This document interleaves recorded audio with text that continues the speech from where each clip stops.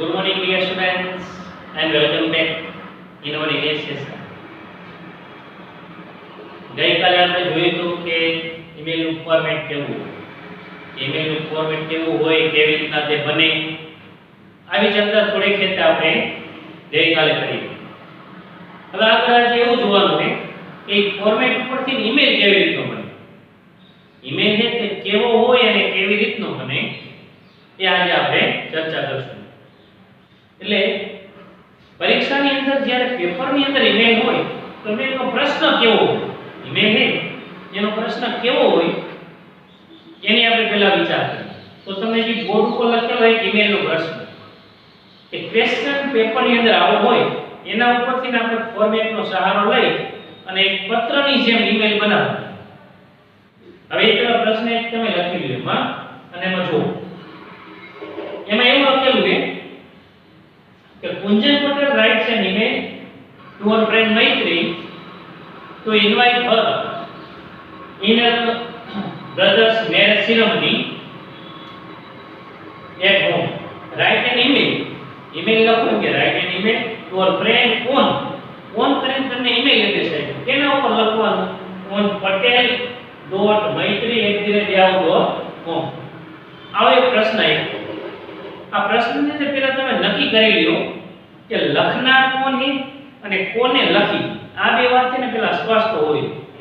તો એનો મતલબ આમાં એવું થયું કે લખનાર કુંજન કોને લખે છે, તેની બેનપણી તેની ફ્રેન્ડ મૈત્રીને લખે.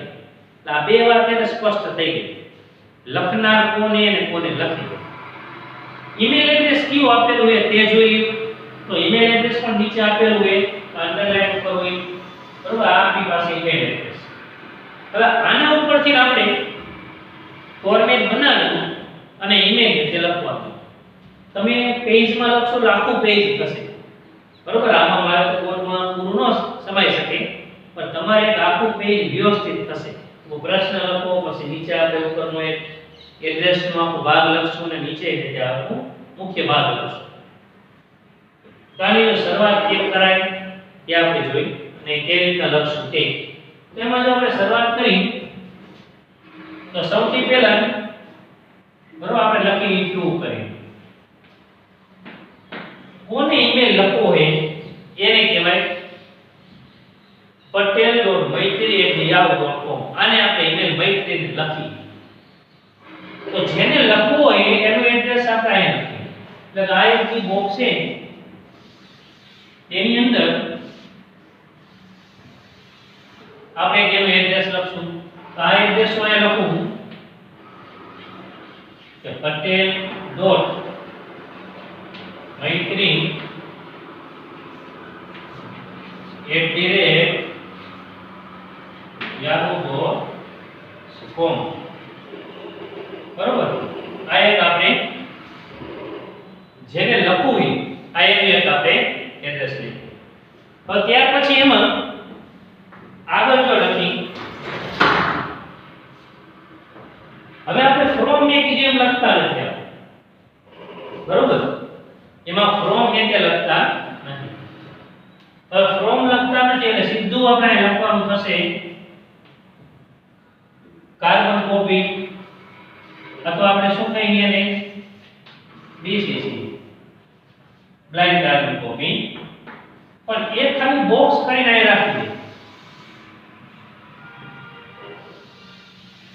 એની અંદર પણ આપણે લખવું નથી કાંઈ. જો ઉપર આપ્યું હોત કઈ પ્રશ્નમાં તો લખે. ત્યાર પછી ડેટ લખી નાખી, બરોબર. આપણે તારીખ લખી તો તારીખનું ફોર્મેટમાં 24 નવેમ્બર 2020 આવી રીતના તારીખ લખી. આની અંદર બોક્સ બનાવતા નથી. ત્યાર પછી આવશે સબ્જેક્ટ.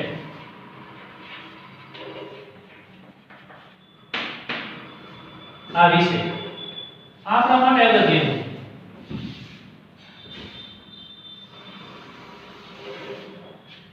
હવે સબ્જેક્ટ ગોતવા માટે પહેલા એને ઈમેલમાં જો કે ખરેખર શેની વાત છે શું કી એ પહેલા જો.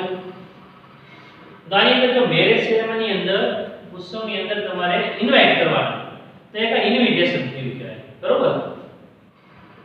તો અહીંયા લખવાનું સબ્જેક્ટમાં invitation for marriage ceremony,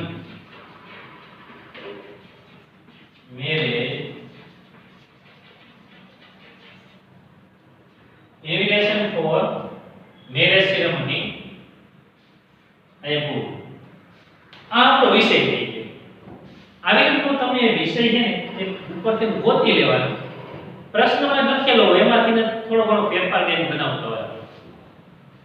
એટલે આપણે invitation for the marriage ceremony એ વિષય. ત્યાર પછી મેં તમને વાત કરી અટેચમેન્ટની, બરોબર? અહીંયા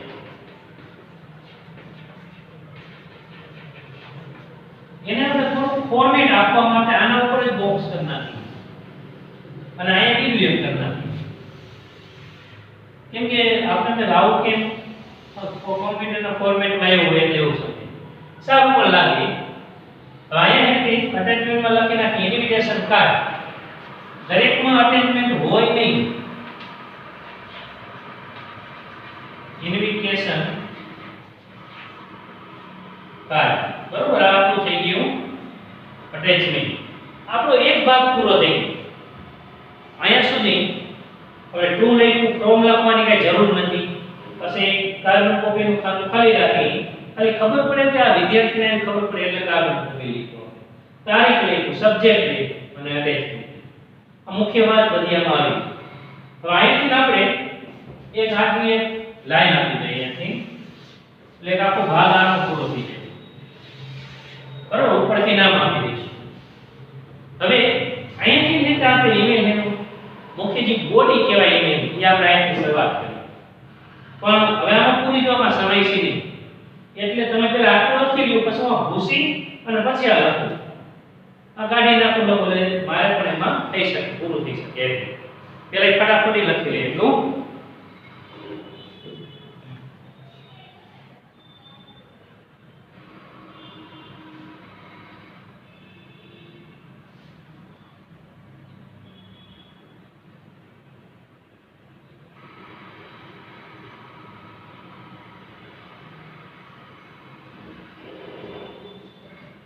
હવે એને આપણે હું આ પ્રશ્નને એને કાઢી નાખું અને બરોબર.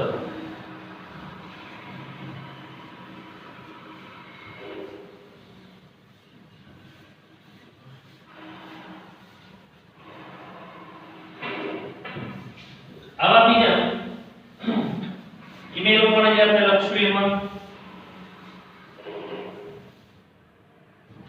જો હવે ઉપરનો જે ભાગ હતો એડ્રેસ વાળો ભાગ, ત્યાં પછી આપણે નીચે બોલ મને બાકી એક જે લાઈન હતી એમ સમજો કે ઓલી જે આપણે આડી લાઈન અહીંયા એમ સમજો આપણે કે લાઈન અહીંયા તમારા પેજમાં એવી રીતના વચ્ચે થઈ જશે. તમે જે પેજ લખો એમાં વચ્ચે થઈ જશે. તો આપણે અહીંયાથી આપણે સંબોધી અને ચાલુ આપણે કરીએ. હવે જો સૌથી પહેલા મારું સંબોધન અહીં આપું ડિયર ફ્રેન્ડ. પછી અમે નામ પણ લખી નાખી, જેને આપણે લખી રીતે, બરોબર? તો મૈત્રીને લખી એટલે આપણે મૈત્રીનું નામ યાદ, ડિયર ફ્રેન્ડ મૈત્રી. એટલે અહીંયાથી તમે અલ્પવિરામ આપી, ઓમાં આપી, નીચે અહીંથી શરૂઆત. હવે અહીંથી આપણે શરૂઆત કરવાની email.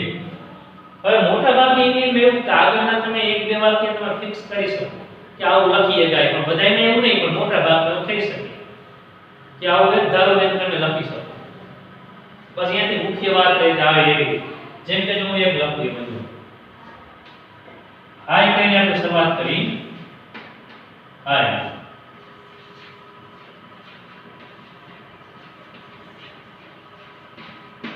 how are you?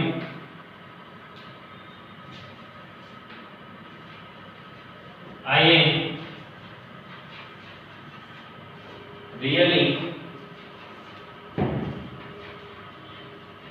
am really very sorry that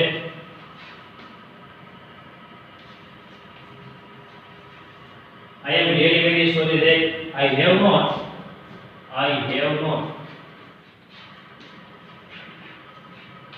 written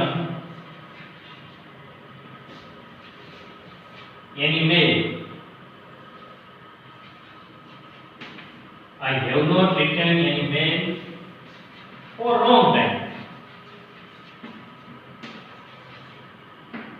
આનો મતલબ એમ કે I am really very sorry that મને ખરેખર દિલગીરી છે કે ઘણા સમયથી મેં એક પણ ઈમેલ હમણાં લખ્યો નથી. But I am writing this email અથવા sending એવા શબ્દ વાપરીએ.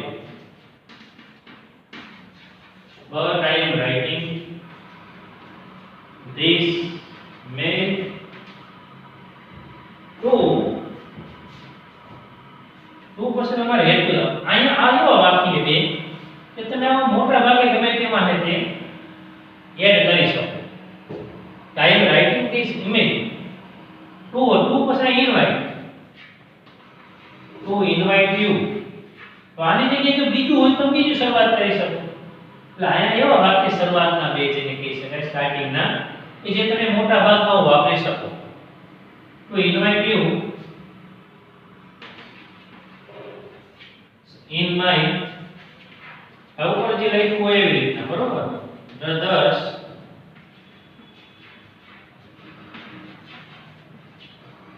marriage ceremony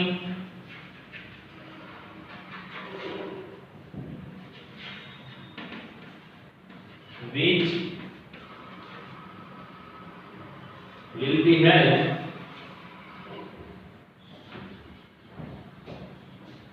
પછી તારીખ ઓન તો ઉપર જે તારીખ લખી હોય માનો ઉપર તમે 24 તારીખ લખી હોય તો સેરેમનીની કોઈ તારીખ હોય તહેવાર તેના પછીની લખાય તો ને કે આમંત્રણ આપણે પહેલા લખતા. માનો કે 24 તારીખનું આપણે ઈમેલ લે તો અઠવાડિયું લેટ લખાઈ જાય. પછી માનો કે આપણે ઉપર લખી ગયા 1 December on 1st December 2020 at our home. તો આમાં મુખ્ય વાત ઘણી બધી આવી.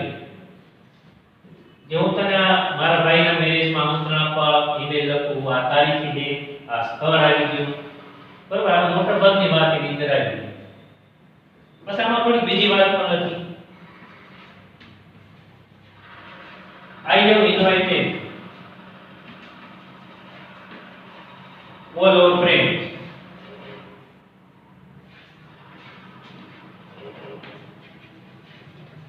મેં આપણા બધા મિત્રોને પણ આમંત્રણ આપ્યું છે એમ કઈ તમે એને કહી શકો.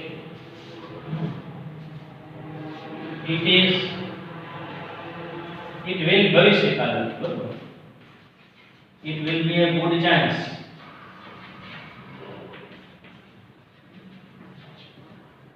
to get together.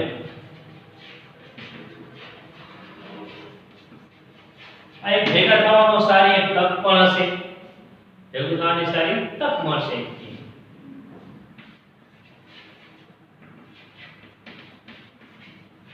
We will have a lot of fun.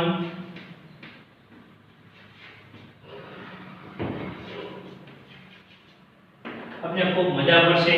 Lots of fun. And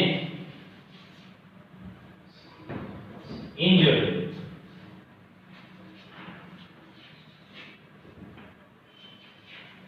Very much. બરોબર. પછી આવી રીતના લખ્યા પછી એને વધારે એક સારું લખો તો પ્લીઝ ડુ કમ આમ કઈ લખીએ જાય.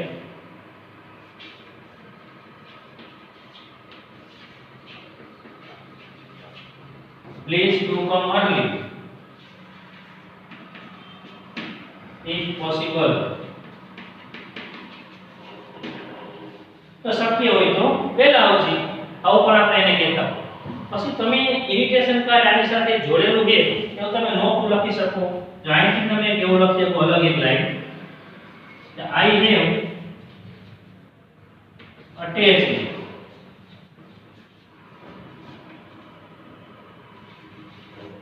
I have attached an invitation card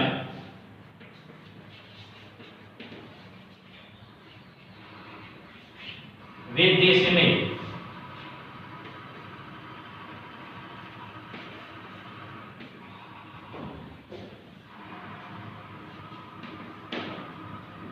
છેલ્લે આપણે મોટા ભાગના ઈમેલમાં એવું લખીએ કે તારા મમ્મી પપ્પાને મારા પ્રણામ પાઠવું જોઈએ એવું તો એક વાક્ય જો એવું અહીંયા લખીએ ત્યાંથી આપણે લખીએ કન્વી માય રિગાર્ડ્સ આ ઘણા બધાનો ઉપયોગ આપણે કરવાનો કન્વે માય રિગાર્ડ્સ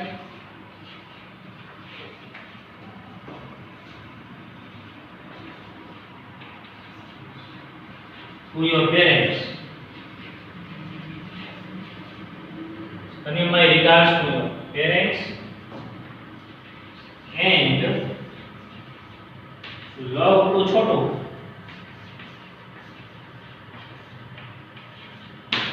છોટુને પ્રેમ પાઠવો છે અને છેલ્લે હવે આપણે અહીંયા પૂરું કરી નાખવાનું અહીંયા ઓલું યસ કોઈ ફૂલવાળા છેલ્લે આ બાજુ લખી નાખવાનું લખી નાખવાનું